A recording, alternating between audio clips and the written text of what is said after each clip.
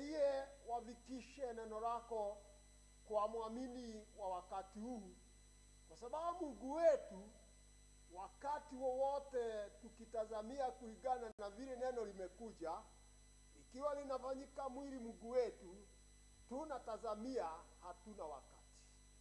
Hivyo Baba yetu, na kile ambacho kitatusaidia ni kuamini neno lako, ni kutoka katika hali ya kutokuamini neno lako na kuwa waamini hakika wa neno lako.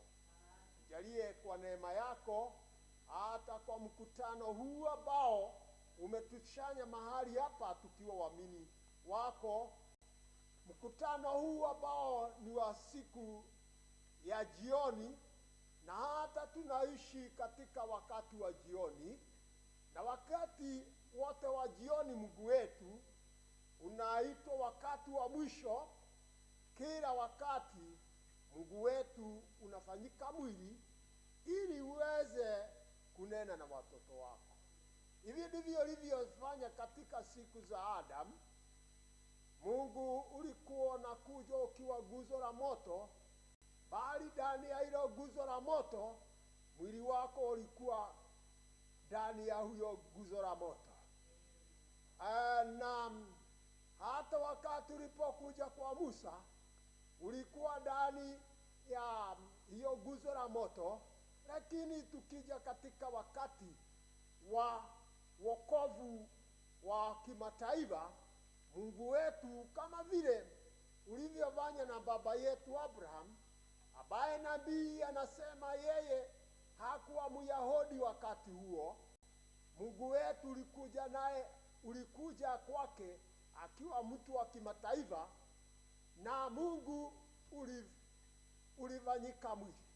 Hivi ndivyo hata wakati huu wa mwisho Mungu wetu umefanyika mwili, muradi tu kama sisi tukiwaamini, tukiweza kukubali ya kwamba hata saa hii tukiwa mahali hapa uko pamoja nasi.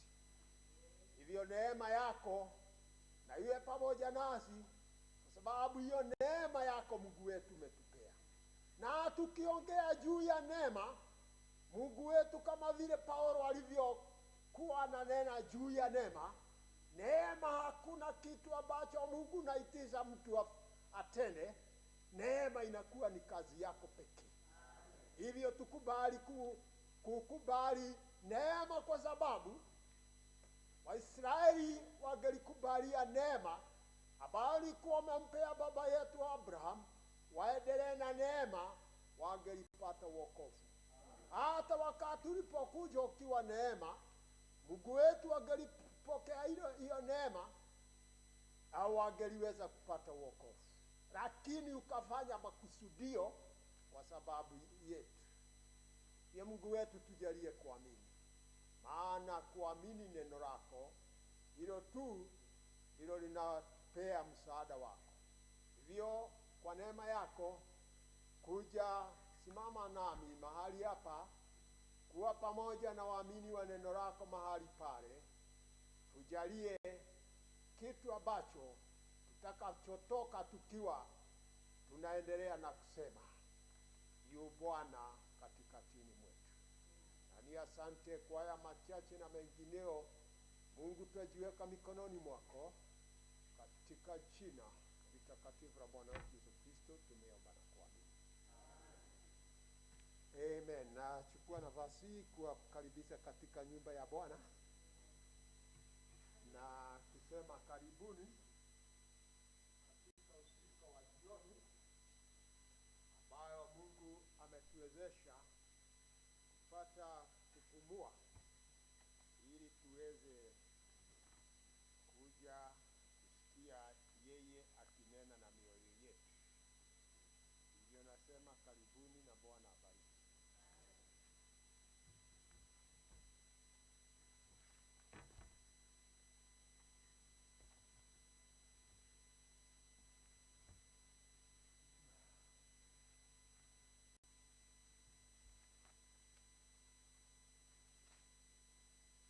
Nataka kwa maandiko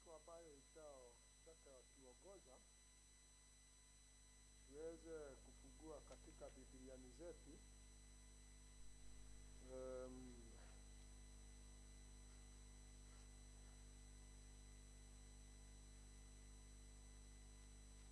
Tuweze kufungua katika Biblia zetu katika kitabu cha Waroma, na ninaamini nitasoma sana kitabu cha Waroma. Ni mlango wa 5, tunaangalia pale katika mstari wa 20 na 21.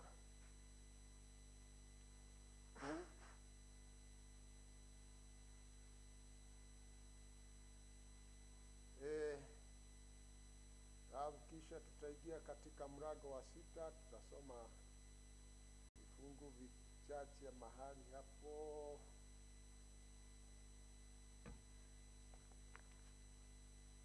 Nina maandiko mengi, lakini nafikiria kwa kuokoa muda nitasoma mengine. Kisha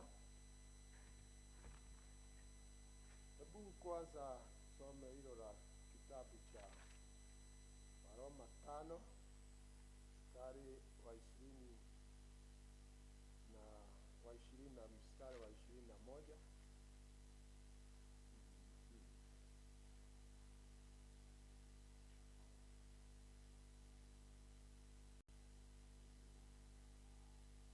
Na kisha tutaenda katika mlango wa 6. Niliweza kuanzia pale mstari wa kwanza, lakini kwa kuondoa muda nitaweza soma kutoka kwa mlango wa 6 mstari wa 20 mpaka wa 23, na kisha nitaweza kusoma John 1:17. Tuanzie na mlango wa 5 wa kitabu cha Waroma. Soma kutoka kwa Kiswahili direct.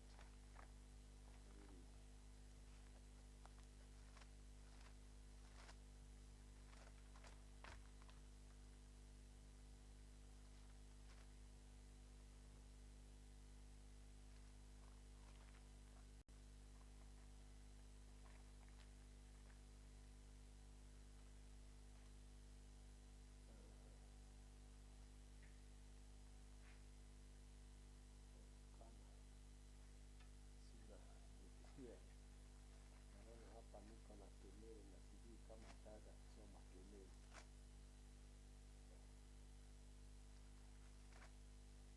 Mbona tare hapa wangu Romans chapter 5 chapter 5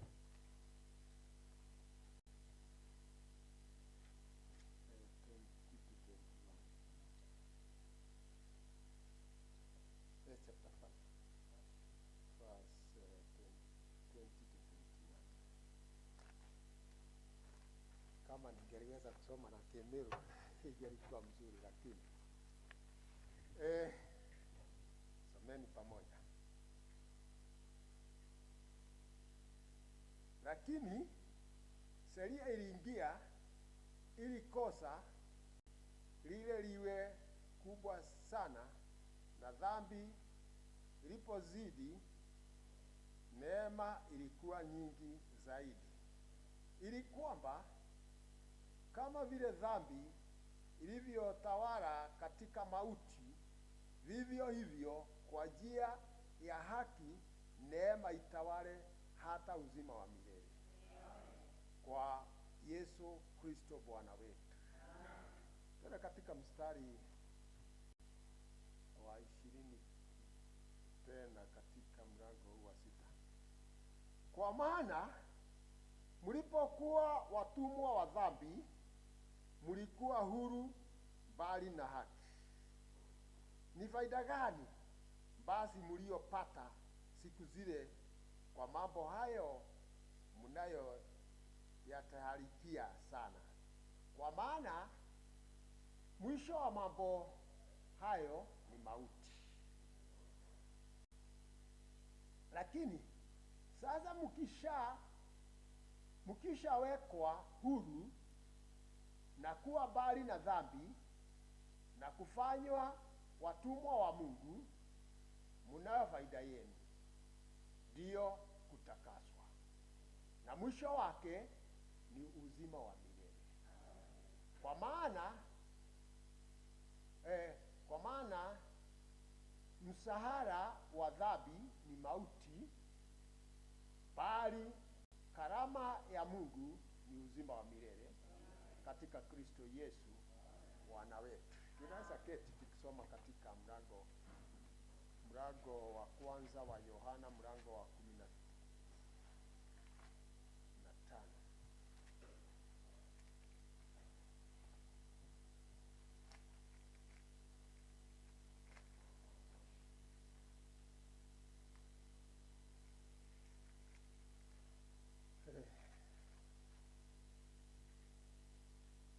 Mlango wa kwanza wa Yohana, mlango wa mstari wa 17 unasema,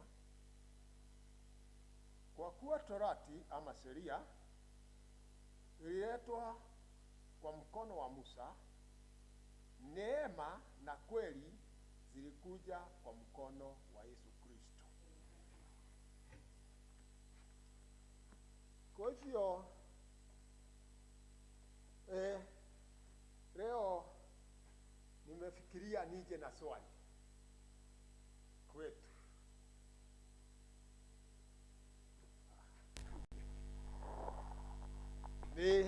Nimefikiria nije na swali kwetu. Wewe utataka neema ambayo inaleta kifo, ambayo inaandamana na dhambi na inaleta kifo, ama unataka sheria inaoleta dhambi, ambayo dhambi inaleta mauti, ama unataka neema inaoleta ukweli, ama inaoleta kuwekwa huru, ama inaotupea uzima wa milele. Najua ndugu mpendwa, dada mpendwa, chaguo ni lako. Kwa sababu hata wakati tulipoitwa na ujumbe huu wa wakati wa jioni, kitu cha kwanza nataka kuambia, tangu Kalvari, mambo ya sheria Mungu aliondolea watoto wake. Sio watu wote, ni wale ambao walikuwa waitwe na ujumbe ulio na ukweli. Na sio ulimwengu wote, kwa sababu Bwana wetu Yesu Kristo hakuja kukufia ulimwenguni mote. Alikuwa mwana kondoo aliyotolewa kafara kwa sababu ya watoto wa Mungu. Maana tukisema juu ya kafara, na ndiyo tangalio pate kujua, ndugu mpendwa, dada mpendwa, kafara zile zilizokuwa zinatolewa huko zamani in the Old Testament ama Agano la Kale, lilikuwa toleo la damu ambalo haingeweza kumfanya muamini kutakasika. Amen. Na Mungu akijua hivyo, ndani yake, ndani ya mafikirio yake, alikuwa na jambo alikuwa afanye, na hilo jambo alikuwa afanye. Kitu cha kwanza alichofanya, ni sababu tunasikia neno likiwa linasema ya kwamba alichinjwa akiwa mwana kondoo kabla kuwekwa misingi ya ulimwengu. Kabla kuwekwa misingi ya ulimwengu. Na ndio sababu ukiangalia unapata kuona alikuja kwa Abraham ili aanze agano lingine. Amen. Avuje agano la kwanza, agano ambalo hata wale ambao waliopewa agano hilo, kwa sababu ilikuwa na ahadi. Na ahadi ambayo ilikuwa na ahadi iliyokuwa na agano hilo ilikuwa, ukifanya hivi nami nitafanya. Amen. Na kile wakati mwanadamu kutokea wakati wa Adam akipewa jambo hilo, ati ukifanya hivi nami nitafanya, kila wakati wamekuwa wakivunja agano hilo. Amen. Walikuwa na kila mmoja akikuja anapewa sheria, anavunja hiyo sheria. Lakini kitu ni ya kwamba Mungu hawezi kuvunja sheria yake. Ni mtu ambaye alikuwa anavunja sheria yake, lakini Mungu hakuvunja sheria. Hivyo tukaje tukapatiwa sheria ingine ambayo inaandamana na agano lingine, agano jipya. Na agano jipya, nataka kujua kitu. Agano jipya ni Mungu aliye mtakatifu, na msimwangalie Michael. Naona macho yenu. Michael ako na kazi yake. Agano jipya, mnajua ni nini kilichofanyika? Kwanza, hebu niwasomee hapa ndivyo tupate mahali ya kwanza. Ndivyo jue ni nini kilichofanyika. Sababu hili ni jambo watu hawajaweza kupata, na hili ndilo wapendwa waamini, kwanza sisi waamini wa siku hii tunatakikana tupate. Ya kwamba Mungu aliondoka katika kafara za wanyama, akaja katika kafara ya mtu. Na mtu huyo ambaye aliyofanyika kafara ni nani? Hiyo kitu natakikana kujua. Lakini hebu sikia hapa kidogo.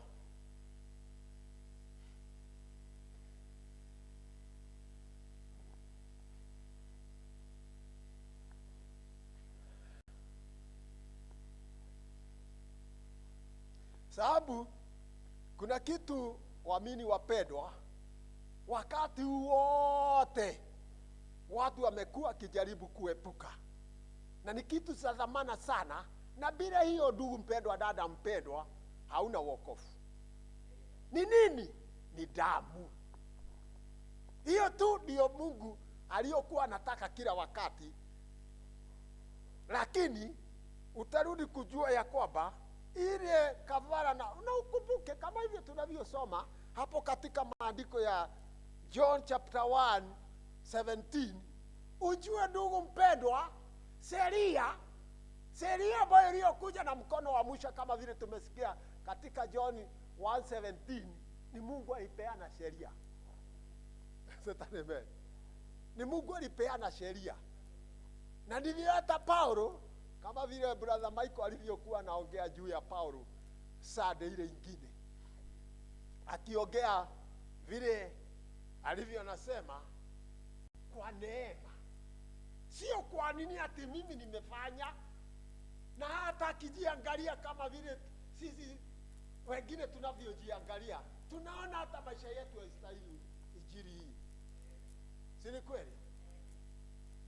Lakini kwa neema ndivyo napata kuona ati kwa mkono wa Musa ndivyo sheria ilivyokuja, na kwa mkono wa Yesu Kristo ndivyo neema ilivyokuja. Hivyo nabii anasema hivi, kwanza tuanzie hapa, kwa sababu hili ndio jambo ambalo Waisraeli walilolifanya jambo la makosa sana wakati wakiwa Misri. Kitu walichofanya, walifanya jambo baya ambayo wengi wanafanya hata wakati alipokuja Bwana wetu Yesu Kristo. Hilo ndilo jambo tena pia walifanya makosa kubwa. Walipewa neema, kwa sababu neema ilikuwa imepatiwa baba yao Abraham, lakini wakakataa neema, wakataka sheria. Sikiza vile nabii anasema leo. Hata scripture nimesoma paragraph 20, hata hii nini, the unconditional covenant that God gave Abraham, 54:08-14. 54:08-14 paragraph 20 anasema, now if you notice what caused this great thing in the beginning, kuanguka. God took man for a partner. Ukiangalia kile kilichosababisha jambo hili kubwa pale mwanzo, Mungu alimchukua mtu akiwa musiriki, and he made a covenant with the man equal. Na akafanya agano na mtu likiwa rake wakiwa kitu kimoja. And told the man, na akamwambia mtu, if thou shalt do this and not do this, wewe kama ukiwa utafanya lile na usifanye lile. And the man broke his covenant. Na mtu akavuja agano lake. And he always breaks his covenant. Na kila wakati yeye huwa anavunja agano lake. Man just can't keep his promise. That's all. Mtu hawezi kuweka ahadi yake. Hiyo ndio inavyotendeka. There is only one can keep his promise, that is God. Kuna mmoja tu ambaye anaweza kuweka ahadi yake, na huyo ni Mungu. Man cannot. Mtu hawezi. He break his covenant every time with God.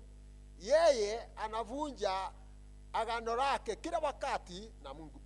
But right in Eden, watch.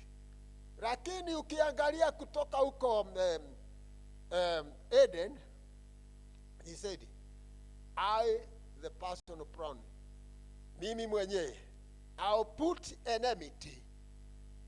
If you do certain thing, I'll send a redeemer. Ukifanya kitu fulani, nitamtuma mkombozi. But I'll put enmity.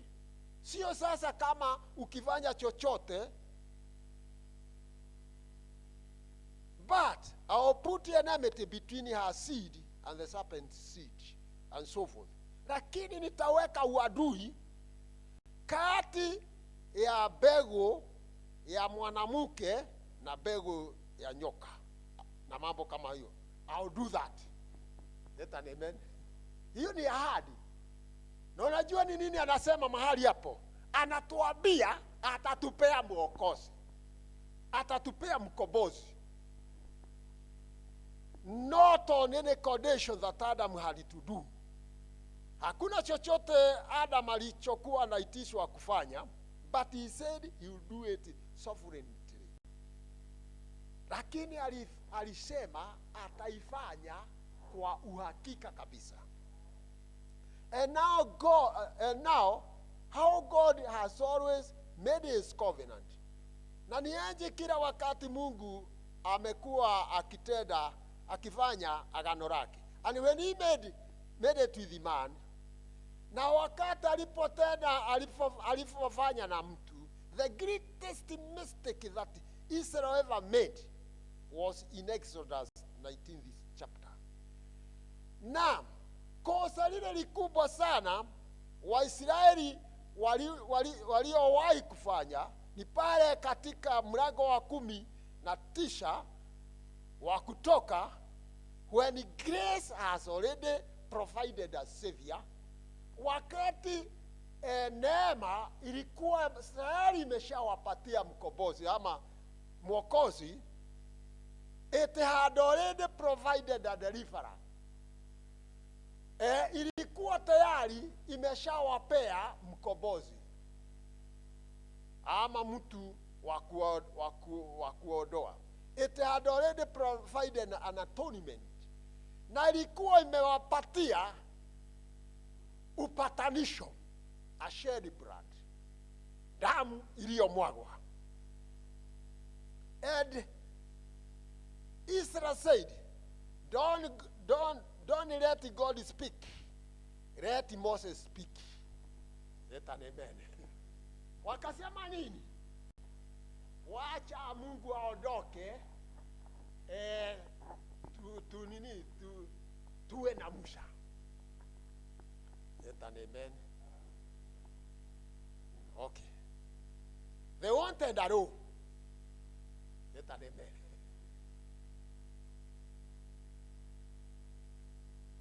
Or commandments,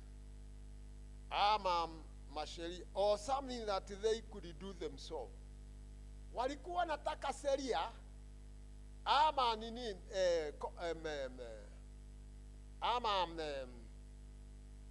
what do we call covenants, nini commandment, ni maseria ama kitu kama hiyo, kitu ambacho wangelijitendea wao wenyewe.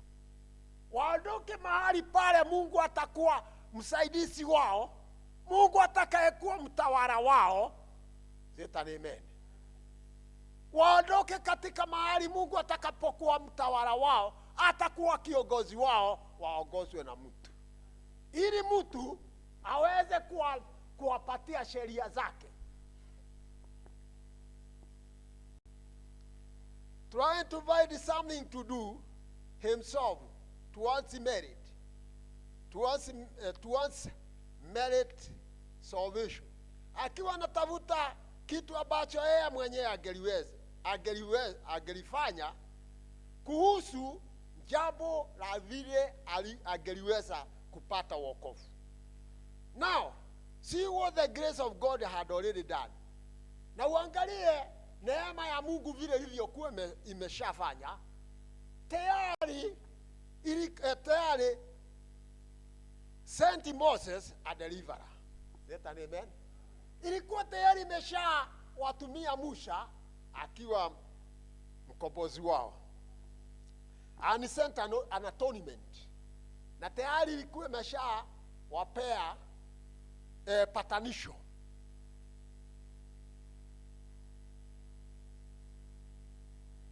A medium between God and man. Sorry. Sent Moses a deliverer, and sent an atonement. Ikatuma Musa akiwa mkombozi, na ikatuma patanisho, a said blood sacrifice. Damu dhabihu iliyomwaga damu, dhabihu iliyomwaga damu, a medium between God and man. Angalia, wameletewa nini? Musa akiwa mkombozi, na hapa katikati, amen, katikati ya deliverer ama mkombozi amewekwa damu, a sacrifice.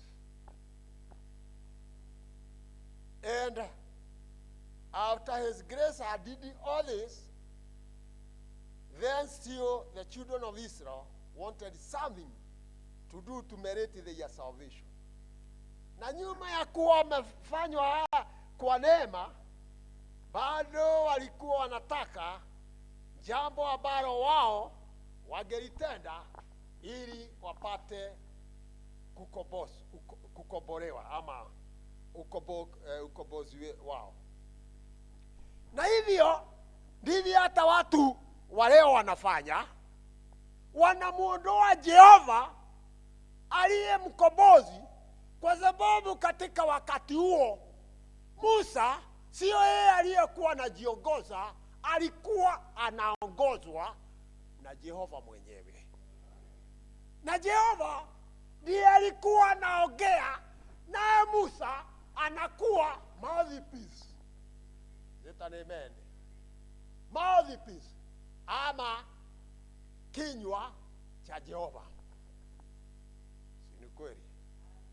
Halafu tunakuja katika siku za Waisraeli, hivyo ndivyo walivyofanya.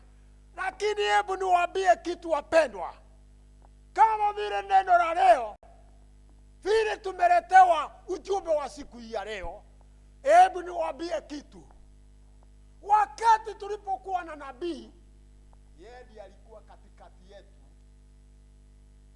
Yeye ndiye alikuwa katikati yetu akiwa dhabihu. Hilo najua mtakuwa ngumu. Najua ni kwa sababu gani nasema hivyo? Kwa sababu nguzo la moto lilikuja likawa linakaa ndani ya nini? Ya nabii. Kwa hivyo tena sio nabii, ni hilo nguzo la moto lililokuwa linamuongoza nabii, na hilo nguzo likiwa ndani ya mtu linakuwa kafara. Amen. Na hivyo ndivyo Mungu alivyofanya. Ndivyo sababu nilivyokuwa nataka kuambia, mnajua wapendwa, huyu mtu ambaye aliyokuwa anaitwa Yesu alikuwa nani? Hebu tuanze kutoka kule mwanzo, tuone vile Mungu alikuwa amekuja. Tunaambiwa kitu cha kwanza, Mungu alikuwa roho. Zeta amen. Na Michael, Mungu akubariki. Kuna kitu ulisema hapa na nikarudi kukiangalia na nikaona ni ukweli. Elohim sio spirit. Si ndivyo ulisema? Si ndivyo ulisema? Elohim sio spirit. Elohim ni mtu. Na Elohim alitoka kule akiwa spirit. Zeta amen. Akavinyika guzo la moto, akaja akateremka akawa nini? Thiovane. Sasa hiyo thiovane ndio ilichukua mwili. Na hata iwe ni thiovane inaitwa logos. Hata iwe ni thiovane inaitwa self existence. Zeta amen. Self existence ama all services. Unaona? Kwa hivyo huyu aliyefanyika mwili, uzima ule uliokuwa ndani yake ni logos. Kwa hivyo nani aliyofanyika mwili? Logos ndiye aliyofanyika mwili. Na akiwa alifanyika mwili, damu iliyotoka ndani ya Bwana wetu Yesu Kristo sio ya mwanadamu, ni Mungu mwenyewe. Zeta amen. Kwa hivyo huo uzima ndio unakuja kwetu kwa njia ya neema. Na huo uzima unaitwaje? Huo uzima unaitwa Roho Mtakatifu. Ndivyo neno linasema, yote iliyokuwa ndani ya Kristo, ama yote iliyokuwa ndani, iliyokuwa Mungu ilimwagwa ndani ya Kristo. Yote iliyokuwa Mungu ilikuwa nini? Ilikuwa Roho. Zeta amen. Na hiyo yote iliyokuwa ndani ya Kristo, huo uzima wote, na ndio ikiwa ndani ya mtu inaitwa Roho Mtakatifu. Hiyo yote ilikuja ikamwagwa ndani ya kanisa. Ilikuja ikamwagwa ndani ya kanisa. Kwa hivyo hebu niwaambie kitu wapendwa. Unajua ndugu mpendwa, saa hii damu iko wapi? Damu iko na bibi harusi.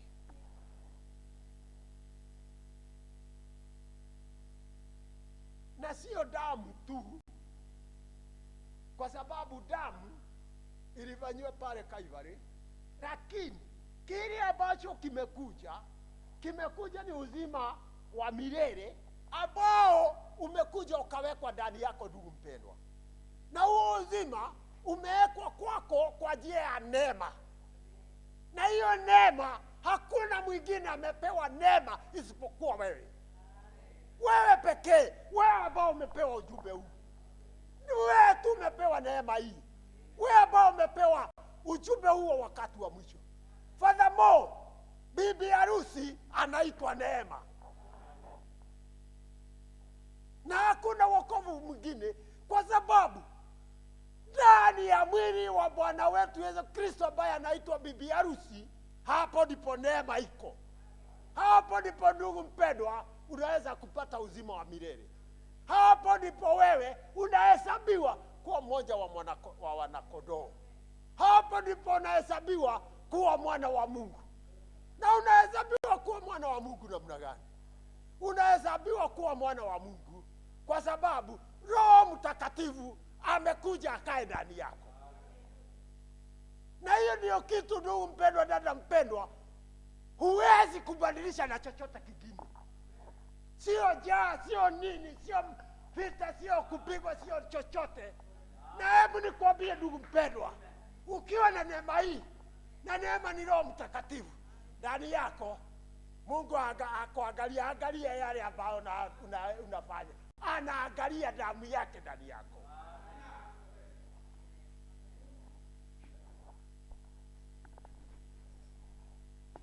anaangalia tu, anaangalia damu yake ndani yako.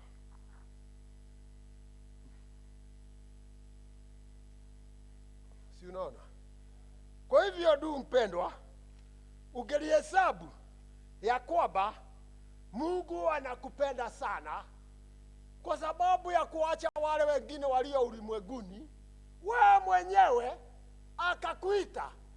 Na kitu cha kwanza, hebu ndugu mpendwa nikwambie, na ndio ukiondoka mahali hapa uone ukijua kitu ya kwamba tuko katika the evening hour message.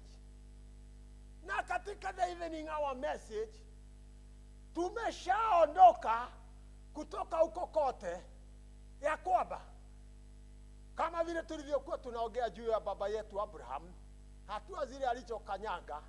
Lakini ukiangalia katika hatua ya tatu, na sisi tumeshaondoka katika hiyo hatua ya tatu, kwa sababu ukiitwa na ujumbe huu, ndugu mpendwa, ukiitwa na ujumbe huo wakati wa jioni, umeitwa ukiwa mwana. Amen. Na ukiwa mwana, umezaliwa ukiwa mwana. Mwana anazaliwa akiwa na kila kitu. Hivyo ndugu mpendwa, kitu ningekushauri ni hiki kimoja. Kwa sababu ndugu mpendwa, ninajua hakika ukija ukiwa unaamini neno la Mungu kabisa, ukiwa na aliamini kabisa, straight away Mungu anakujaza na Roho Mtakatifu. Ukibatizwa Mungu anakujaza na Roho Mtakatifu. Anakujaza na Roho Mtakatifu kwa sababu ni siku ya Roho Mtakatifu. Tumeshaondoka katika wakati Roho Mtakatifu alikuwa justification. Tumeshaondoka katika wakati Roho Mtakatifu alikuwa sanctification. Tumetoka wakati Roho Mtakatifu alikuwa baptism of the Holy Ghost. Roho Mtakatifu leo hii amekuja ili aweze kuwa ndani ya waamini. Amen. Na hivyo wewe kile kitu naweza kuenda ukiwa nasema, Mungu nisaidie kuamini. Sababu Roho Mtakatifu akiwa ndani yako, hiyo inakupea kuamini neno la Bwana. Kuamini neno hili la wakati wa jioni. Sababu ni ujumbe wako. Na unajua kitu, sio hivyo tu pekee, kwa sababu hata wewe kwa kipekee, wewe ni ujumbe. Ni kweli. Wewe kwa kipekee yako, wewe ni ujumbe. Kwa hivyo, hata saa hii, sio mambo yetu ya kwenda tukiwa tunapatana na ulimwengu. Saa hii ni wakati ya kuhubiri Bwana wetu Yesu Kristo, kwa sababu alitupenda mpaka akaja akatuita. Na akatuita, amekuja siku hii kutufanya kuwa wana na binti zake. Ni aje unaweza kupoteza nini? Kwa sababu tumeshatolewa katika hali ya kifo, tukaletwa katika hali ya kuishi. Sababu hatuko tena katika sheria ya kifo. Hiyo sheria ya kifo unatakikana kuiondoa kabisa, ya kwamba sema mimi ni mwana wa Mungu. Kila mahali unaenda, mimi ni mwana wa Mungu. Na unajua vyovyote vile unazoea kuwa na ushuhuda, hicho ndicho kinachofanyika. Unakosa kuwa na ushuhuda, hufanyiki hicho ambacho unatakikana kuwa. Hivyo kunatakikana ushuhuda kila mahali ukienda. I am a son and daughter of God. Do you believe that? God bless you.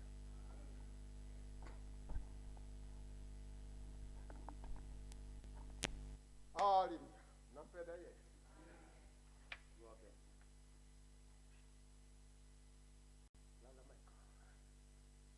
Katika usika mkuu.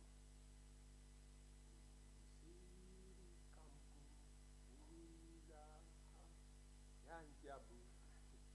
Najua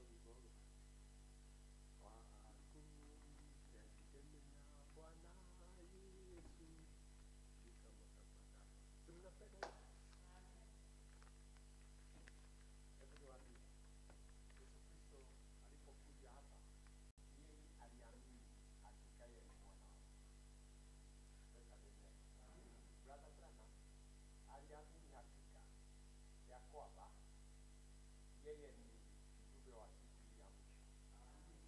Naye msiazi wa siku hii anatakikana aamini hakika yeye ni mwamini, na ndiye ambaye amepatiwa nafasi ya kumhubiri Yesu. Ni mwema sana kweli. Amen. Tumwishie.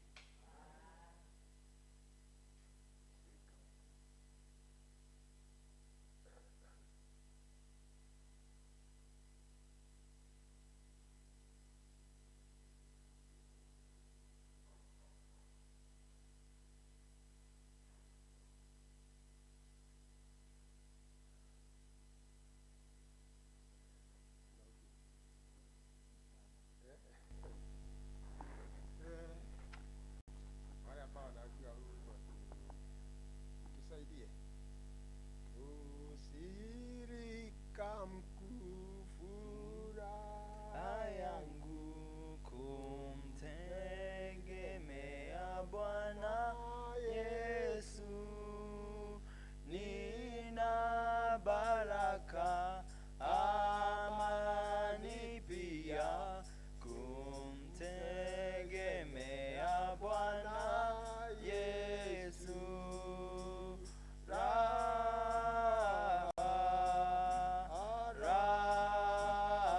73. Nina raha na salama,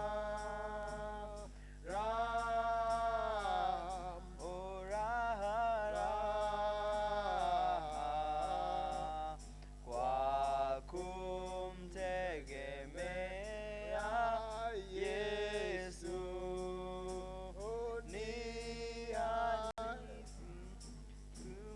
Tembea naye kumtegemea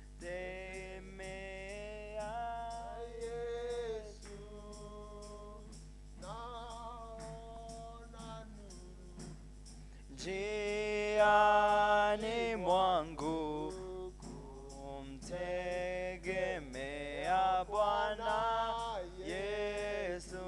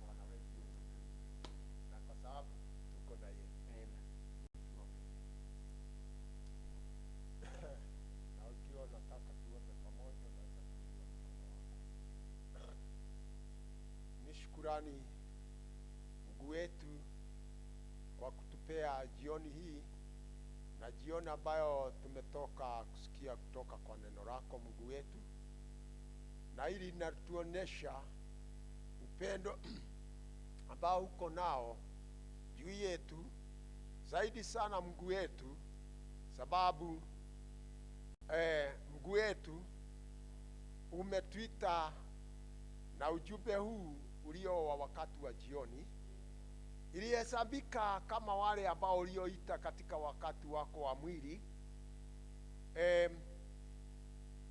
12, na ukaongezea tukaona pale katika nyumba ya orofa walihesabiwa wakawa 120.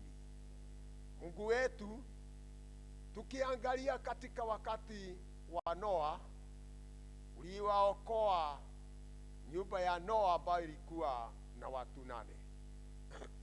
Tunaangalia wakati wa Lutu, wale waliotoka Sodom ni 3 tu ambao waliotoka Sodom. Na katika ulimwengu huu wote Mungu uliangalia na ukafuatilia nafsi zetu, ukaona sisi Mungu ndio takayetuita na ujumbe huo wakati wa jioni.